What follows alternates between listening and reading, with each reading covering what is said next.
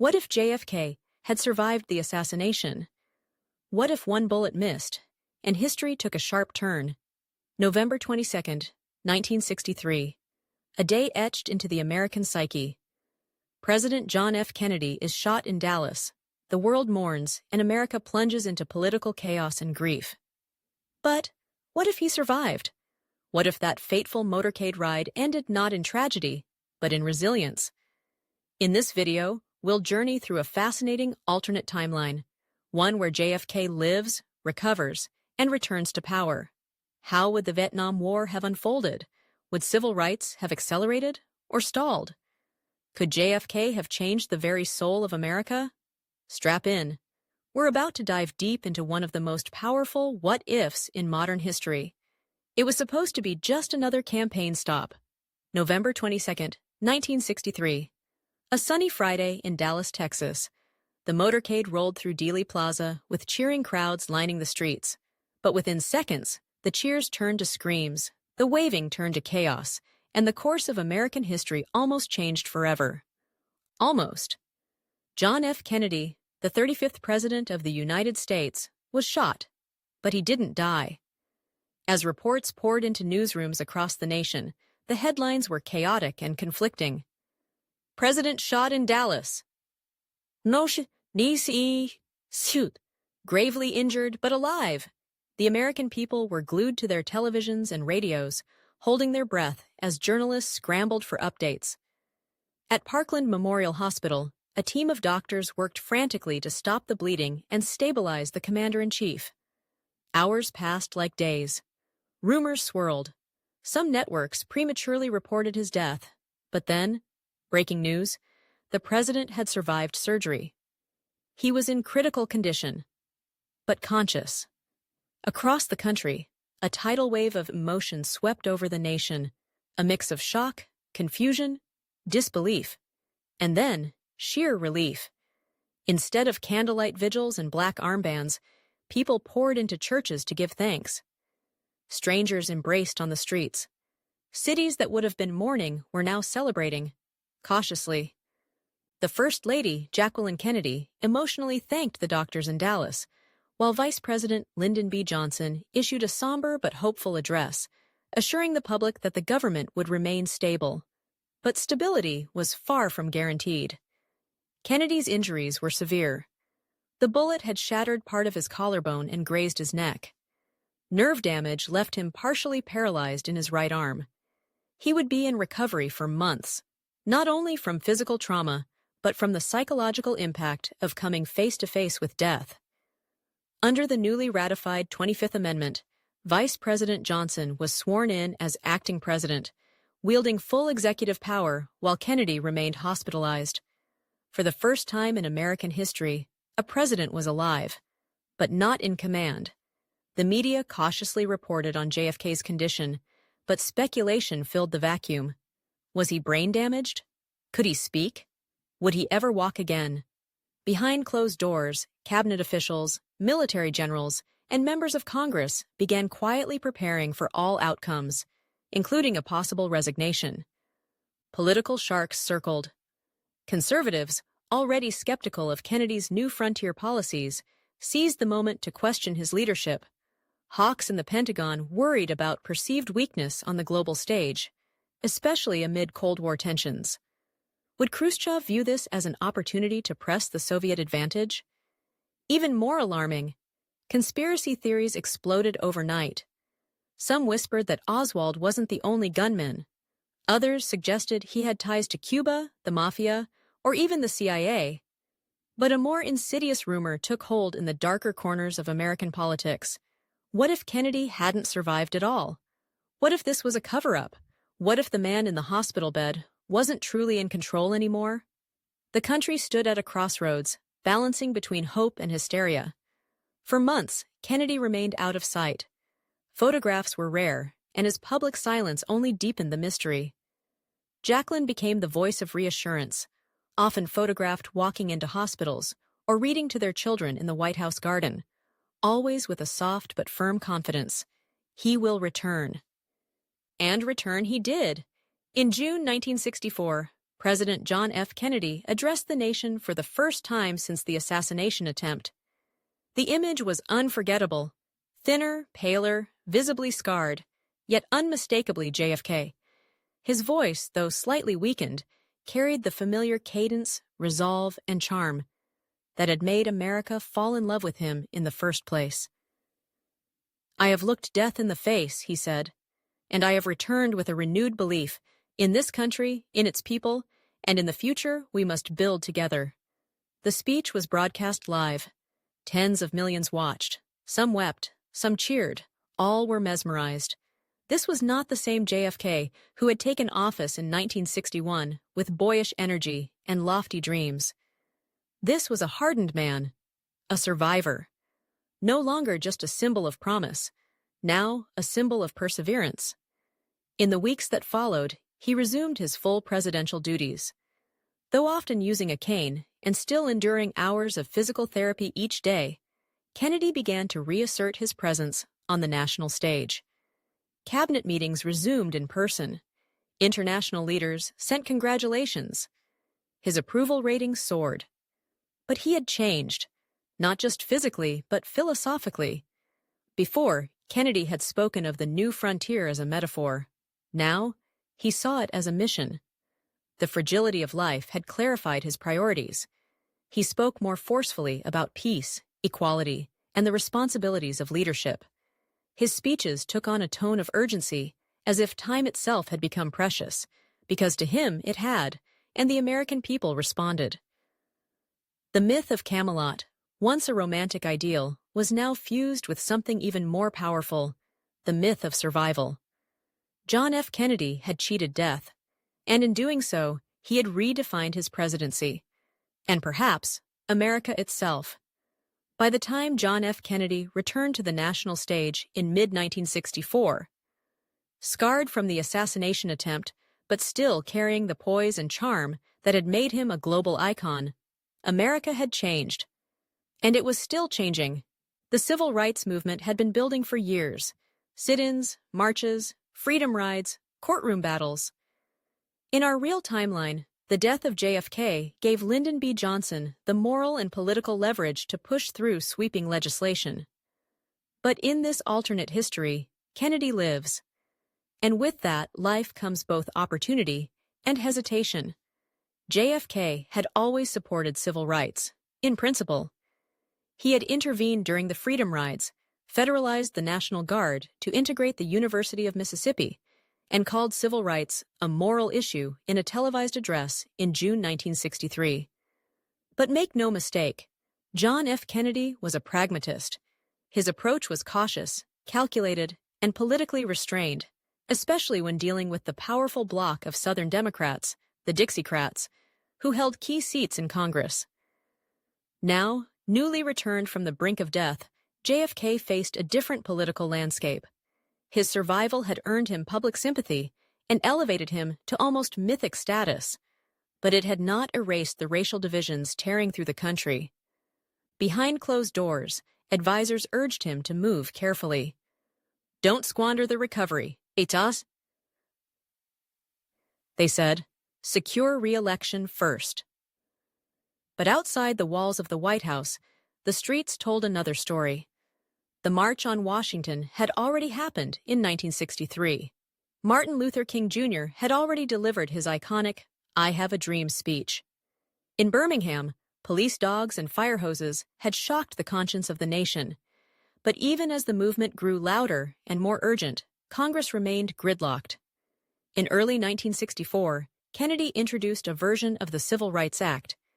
It aimed to end segregation in public places and ban employment discrimination on the basis of race, color, religion, sex, or national origin.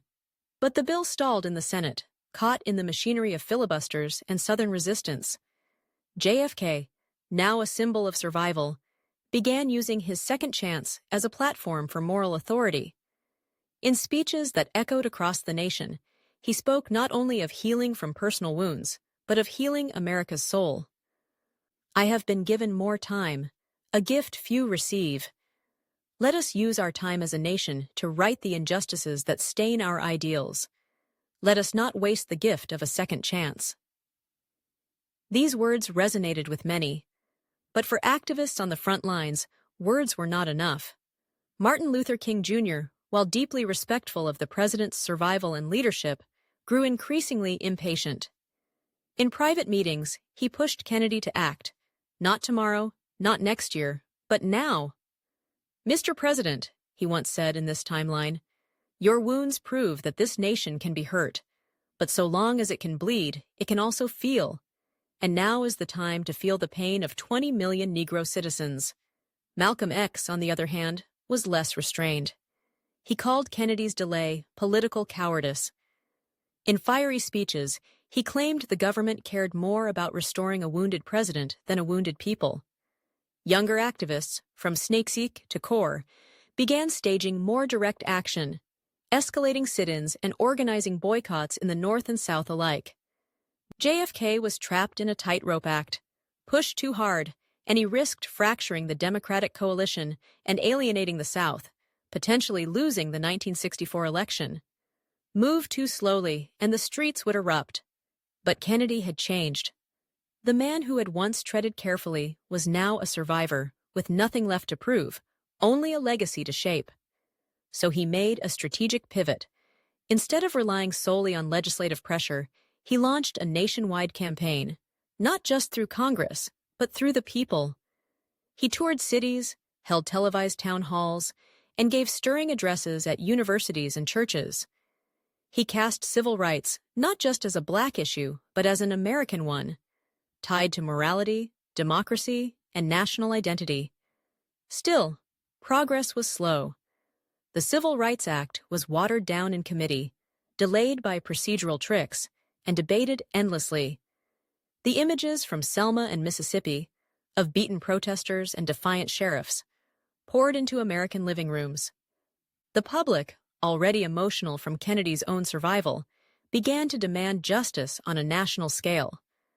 It was this grassroots pressure, combined with Kennedy's relentless behind-the-scenes coalition building, that finally broke the legislative logjam. In July 1965, more than a year after it was first proposed, the Civil Rights Act passed. It wasn't as sweeping or immediate as LBJ's version in our real history, but it was real. It ended legal segregation in most public places. It began the process of dismantling institutional racism. And it bore the signature of a president who had nearly died defending the very idea of equality. Ironically, Kennedy's survival complicated the civil rights movement as much as it helped it. Without a martyr, there was no moral vacuum. Without the shock of assassination, there was no national epiphany. Instead, there was the slow, grinding work of politics, persuasion, and patience. By the end of 1965, racial tensions still simmered, especially in northern cities where discrimination took more subtle forms. The Watts riot still erupted. Police brutality remained unchecked in many places. Economic inequality persisted. But something had shifted. Kennedy's brush with death gave him clarity. He began to speak of civil rights not just as legal reform, but as spiritual necessity, a second birth of freedom, as he once said in a speech at Howard University. The man who had once feared rocking the boat was now steering it through stormy waters. And while the revolution didn't arrive as quickly, it did arrive, not with the thunderclap of tragedy, but with the slow, unshakable will of a nation choosing to move forward. Of all the paths history might have taken had JFK survived the assassination attempt, perhaps none diverges more dramatically than the one that led America into the jungles of Southeast Asia. Vietnam was the crucible that consumed a generation, shattered public trust in government, and transformed the cultural and political fabric of the United States. But what if that fire never raged as hot, or at all? In our real timeline, Lyndon B. Johnson took office just days after Kennedy's death. Grieving, politically unshackled, and determined to show strength on the world stage, LBJ escalated U.S. involvement in Vietnam. From a few thousand advisors under JFK, the American presence ballooned to over 500,000 troops. Bombs rained down on Hanoi, and American coffins returned home by the thousands. By the end, more than 58,000 Americans were dead, and the nation was scarred. But in this alternate timeline, the one where Kennedy survives Dallas, things unfold very differently. Having recovered from the attempt on his life, JFK rides a wave of sympathy into the 1964 election, handily defeating Republican challenger Barry Goldwater. Goldwater's hawkish stance and nuclear saber-rattling play poorly against the image of a battle-tested president who speaks of peace with a survivor's clarity. Now re-elected, and no longer politically beholden to re-election concerns, Kennedy has the freedom and the will to act on his long-held doubts about Vietnam. Even before his trip to Dallas, he had privately questioned the viability of the war. In taped conversations with aides and trusted advisors, Kennedy expressed skepticism about sending combat troops. "It's their war," he reportedly said. "They have to win it or lose it." In our alternate timeline, those words become policy. In early 1965, rather than authorizing a massive escalation after the Gulf of Tonkin incident, President Kennedy chooses a different path. Publicly, he maintains a firm commitment to South Vietnam's sovereignty, insisting the U.S. will not abandon its allies. But behind the scenes, a slow and deliberate pivot begins. JFK instructs Secretary of Defense Robert McNamara to halt plans for troop escalation. Instead, he begins a Vietnamization policy years ahead of its time, gradually shifting military responsibilities to South Vietnamese forces while discreetly reducing America's footprint. He also authorizes back-channel diplomatic efforts with the Soviet Union and through neutral nations like India and Sweden. The goal? Find a negotiated settlement that preserves South Vietnam's independence while offering the North a path to political recognition and economic support. This strategy does not sit well with everyone. Military hawks in the Pentagon accuse Kennedy of abandoning the battlefield. The CIA, already distrustful of Kennedy after the Bay of Pigs fiasco and his moves to rein in covert operations, begins to voice internal resistance. Rumors swirl that some in Langley view Kennedy's foreign policy as dangerously naive, or even subversive. In Congress, Cold War hardliners lash out. "Mr. President, you may have survived a bullet in Dallas," one Southern senator snarls during a closed-door briefing, "but America won't survive your weakness in Saigon." Kennedy is undeterred. In a televised address in late 1965, he lays out his vision. "We will not retreat from the world, but neither will we march blindly into every conflict. American strength must be matched by American wisdom. Let us not trade our sons' lives for illusions of control." The speech sends shockwaves. Some applaud it as a long-overdue step toward reason. Others condemn it as appeasement. But the American people, still emotionally connected to their resilient president, largely support the measured approach.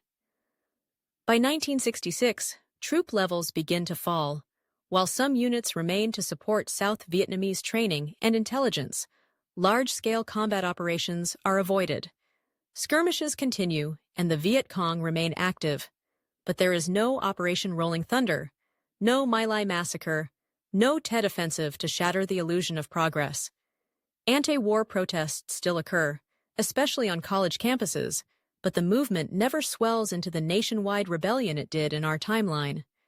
Without the draft swelling with young men sent off to die in a war they didn't understand, the cultural rage of the late 60s burns cooler. Woodstock still happens, but more as celebration than protest. The counterculture still flourishes, but it isn't fueled by national despair. Kennedy's cautious exit from Vietnam also redefines America's role in the Cold War. The domino theory, the belief that if one nation falls to communism, others will follow, remains a talking point, but loses its power. Laos and Cambodia still face instability, but without American boots on the ground, the region does not ignite into the inferno it became. Globally, America's credibility doesn't collapse. In fact, some allies begin to admire Kennedy's restraint. The U.S. still projects strength, but now it's the strength of selective engagement, not reckless intervention. Domestically, the savings from a limited war effort are redirected toward programs at home. Education funding increases. NASA's moon program stays on track. The New Frontier vision evolves, blending Kennedy's charisma with a pragmatic pivot toward domestic reform. Still, the choice to leave Vietnam early is not without political risk. Some accuse Kennedy of betrayal. Others whisper that he's gone soft since the shooting.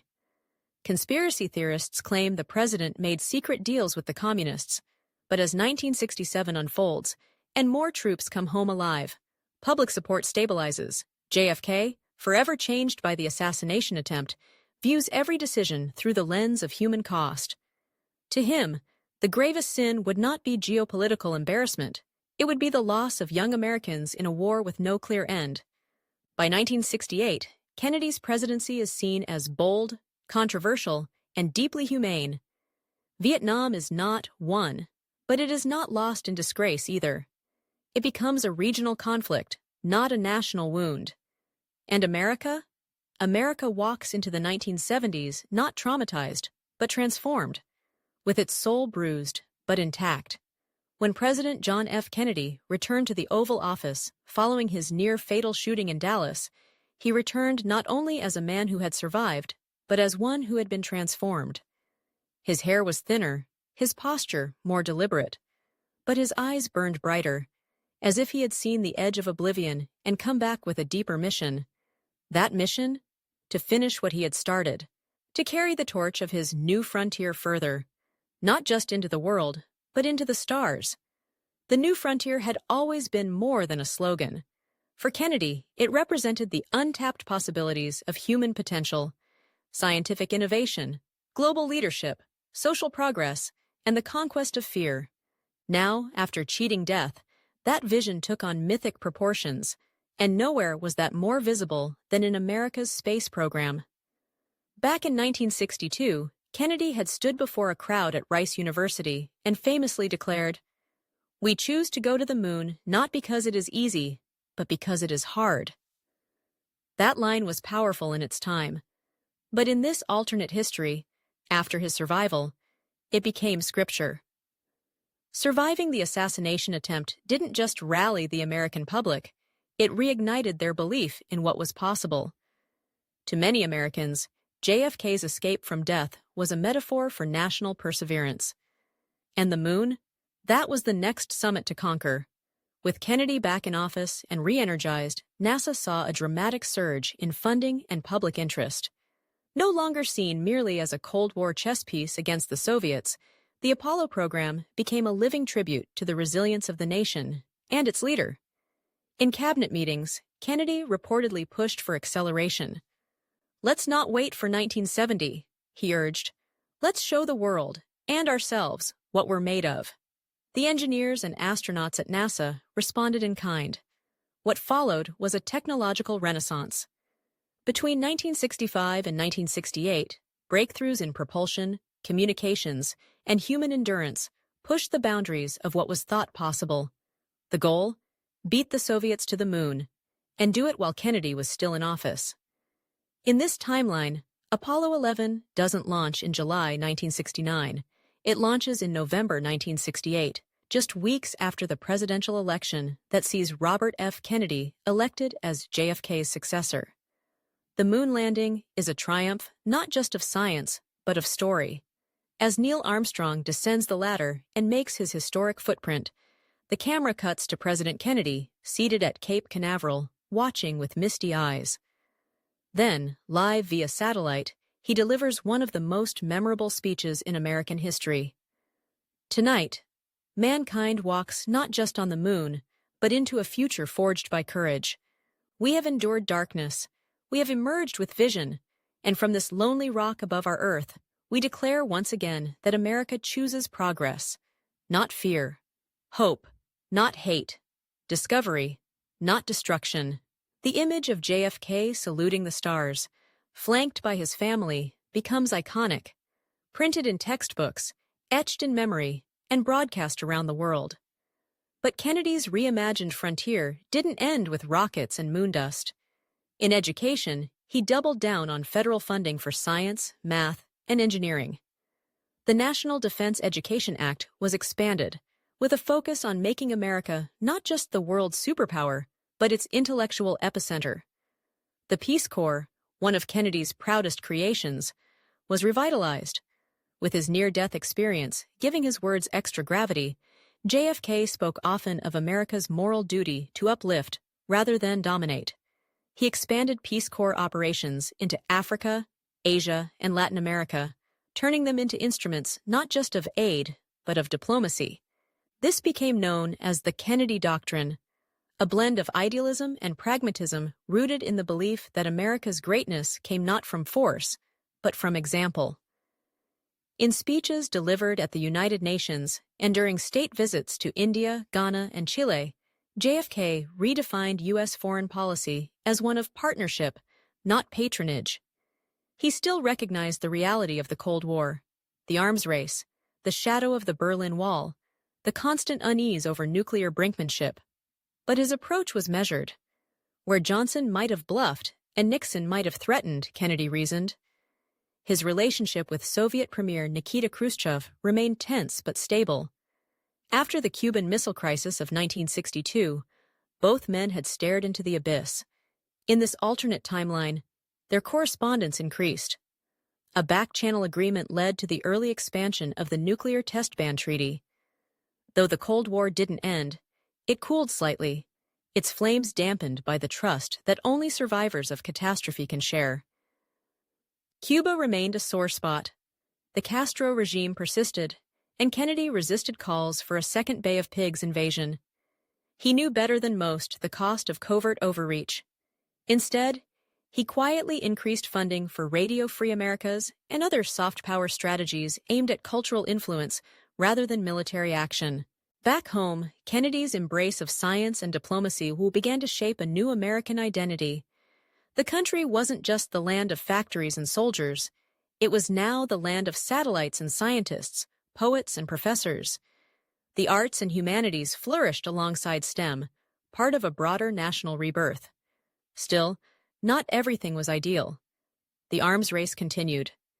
The CIA remained entrenched in Latin American affairs, and racial tensions, though less severe than in our timeline, still challenged the nation's conscience. But under JFK's final years in office, America exuded a quiet confidence. It believed in itself again. As he prepared to leave office in January 1969, Kennedy gave one final televised address to the nation. He stood in the Rose Garden, the same place where he had once struggled to walk again after Dallas. Now, with a cane in hand and a smile on his face, he said, "The new frontier was never about geography. It was about grit. It was not a destination. It was a direction. And though my journey here ends, the journey of this nation is just beginning." And with that, John F. Kennedy, a man who had lived not just once but twice, stepped down, having taken America to the stars and brought it back home with a renewed sense of purpose. In our reality, John F. Kennedy's presidency ended not with the stroke of a pen, but with the crack of a rifle. He became an icon not for what he did, but for what he might have done. His youth, charisma, and untimely death froze him in amber, an eternal symbol of potential unrealized. But in this alternate timeline, Kennedy lives. And in doing so, he rewrites his own story. Instead of becoming a myth, he becomes a man. Flawed, complex, but profoundly influential. His survival doesn't make him infallible, but it gives him something more powerful: time. Time to act, time to reflect, and most importantly, time to lead. After serving 2 full terms, JFK steps down in January 1969, just shy of his 52nd birthday. He leaves behind a presidency that historians would debate for decades. It was not a presidency of easy victories or sweeping revolutions. It was a presidency of patience, persistence, and quiet transformation. Civil rights had advanced, albeit more slowly than many had hoped. Vietnam had not been won, but it hadn't consumed the nation either. The Cold War still loomed, but America had avoided another nuclear standoff, and most notably, Mais. A man who once seemed defined by style had proven himself through strategy. John F. Kennedy became more than a youthful idealist. He became a master of endurance, the president who survived an assassin's bullet and led not by martyrdom, but by calculated resilience. His farewell address to the nation on January 20th, 1969, was broadcast live to millions, standing tall. Though still occasionally assisted by a cane, JFK reflected not on himself, but on the spirit of service. "When I took this office, I asked not what you could do for me, but what we could do together. We've faced hardship, doubt, even violence. But we did not turn away. We endured. That is what democracy demands. Not perfection, but perseverance." As he handed the reins of power to his younger brother, Robert F. Kennedy, the symbolism was impossible to ignore. Camelot was no longer a metaphor. It had become a legacy, a dynasty forged not in fantasy, but in fire. RFK, buoyed by his brother's enduring popularity and inspired by his example, won the 1968 election in a landslide. In our real history, the nation in that year was tearing itself apart, rocked by the assassinations of MLK and RFK, scarred by riots, and disillusioned by war. In this alternate America, 1968 is still turbulent, but less tragic. The continuity of Kennedy leadership offers a sense of calm, a thread of hope woven through the chaos. Under RFK's presidency, America enters the 1970s with a renewed belief in civic responsibility, global cooperation, and domestic renewal. The Great Society unfolds not as LBJ's aggressive expansion of government programs, but as a more targeted and sustainable push for opportunity and reform. Environmentalism finds a strong advocate in RFK. Healthcare policy begins to evolve toward greater inclusivity, and the moon, already conquered under JFK, becomes the launching point for further space exploration. Meanwhile, JFK quietly settles into post-presidential life. He avoids the temptation to become a political kingmaker, instead choosing to teach, write, and advise, often from the Kennedy Library, which opens in Boston in 1973. There, he crafts his memoirs, delivers speeches at universities, and mentors a new generation of leaders. When asked about his proudest achievement, he does not mention the moon landing, the Civil Rights Act, or Vietnam. Instead, he says, "I stayed in the fight. I didn't let the bullet win. That's something." By the time John F. Kennedy passes away in the early 1980s, from complications related to Addison's disease and the long-term effects of his injuries, he is mourned not as a tragic figure, but as a complete one. Not as a dream cut short, but as a dream lived out. His funeral, held at Arlington National Cemetery, draws dignitaries from around the globe. Presidents, kings, former rivals, and old allies gather not in mourning of a fallen hope, but in celebration of a lived legacy. And as the flag is folded and the eternal flame rekindled in his memory, America reflects on a life not defined by the bullet that almost ended it, but by the choices that followed it. His name is not just etched on stone, but on policy, institutions, and the cultural DNA of a more thoughtful, patient, and visionary America. Colleges bear his name. Schools teach his speeches. But more than that, he becomes the president who proved that survival is power. That strength isn't always loud. That real courage is waking up every day and choosing to lead when the world is watching, and when it's not. Had JFK died in Dallas, he would have been remembered as a flame extinguished too soon. But because he lived, he became something greater. Not just a martyr, not just a myth, but a master strategist. A patient builder of progress, a symbol not of what could have been, but of what was finally achieved. So now we ask you, how do you imagine JFK's story could have unfolded? Would America have taken a different path? Would the 1970s have felt more like a golden age than a reckoning? Let us know your thoughts in the comments. We'd love to hear your alternate timeline. If you found this story meaningful or eye-opening, please like, share, and subscribe to support our journey through history's greatest what-ifs. Thanks for watching. And remember, the past may be fixed, but the future is always open to imagination.